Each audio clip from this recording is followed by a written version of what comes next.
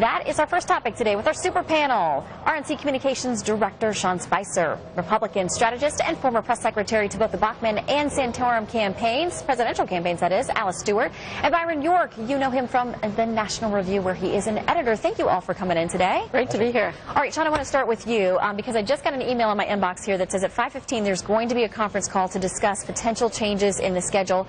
What's the latest you can update us with? We know no big events on Monday, picking up on Tuesday. I think you're going to have to wait till 5:15. We're currently trying to look at the program and make the number one factor going into everything right now is people's safety.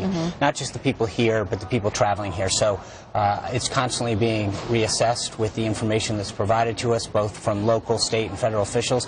And so it's a ongoing process, but our number one goal is the safety of the folks coming here and those citizens that are here, and then second, to ensure that we still put on a fantastic convention and are able to talk about what a great team Mitt Romney and Paul Ryan are.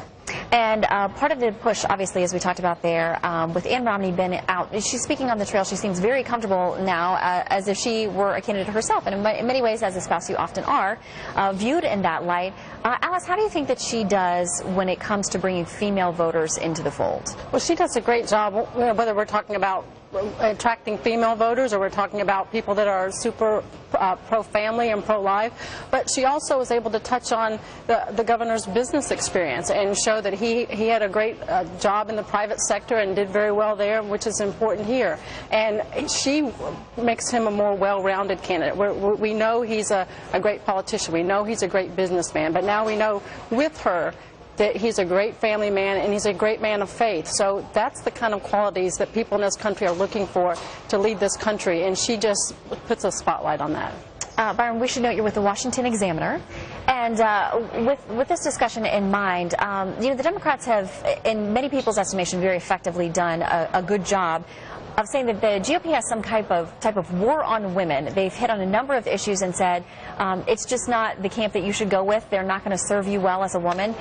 How does the GOP respond to that? How do they effectively message against that? Well, this means everything to the Democrats. I mean, there is a significant, enduring gender gap between the parties, and Democrats think if they can peel away a few more college-educated women from the independent and Republican category, they can win. So, I mean, this is hugely important. I think the role of Mrs. Romney is one way they're fighting back. The campaign has sort of progressively debuted Mrs. Romney on the trail. I remember being in Iowa when she first started with a private home in the Cedar Rapids area, maybe 20 people in the living room. She said, "Let me tell you how Mitt and I met," and she told this very endearing story for quite a while, and that has been spreading through the Republican ranks, and they're hoping that they can get the same effect from the podium at the convention. And one thing on the note of the, quote, war on women, this is more of a war for women. I work for Concerned Women for America. We've been all over this country on a bus tour. Women are not just concerned about getting free birth control pills. They're not just concerned about the social issues. They are multi-dimensional people out there, multi-dimensional voters. They're concerned about jobs in the economy. They're concerned about putting gas in the tank and food on the table, and if they have to decide if they can put their kid in football or ballet classes because they don't have enough money.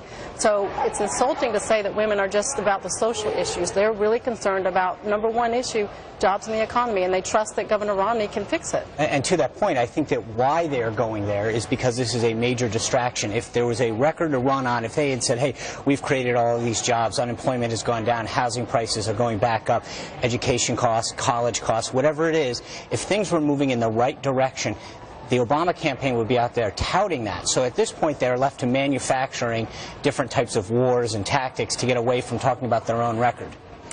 There are a number of prominent GOP female speakers who are scheduled this week. Now, as you work on scheduling, and we know the final decisions aren't going to be rolled out just yet, but how important is it to the RNC to keep some of those female speakers in the primetime slots, like Ann Romney being now on Tuesday, just to make sure that potential voters out there do look and see women are valued in the party? Oh, absolutely. You will see a diversity of among our speakers. And it's not just the women. We've got great Hispanic speakers. We've got mayors and governors that have just done a great job, some of them only in their first term, becoming a leader in the party and in the country in terms of what they've been able to accomplish. So I think you're going to see a diversity among our speakers, but there's going to be a great number of female speakers out there talking about how they're proud to be Republican, they're proud to support Mitt Romney and Paul Ryan, and the vision that they have for turning this country around. All right, Sean, Alice, and Byron, if you'll stick around, that is it for panel one, but we've got a whole lot more to come.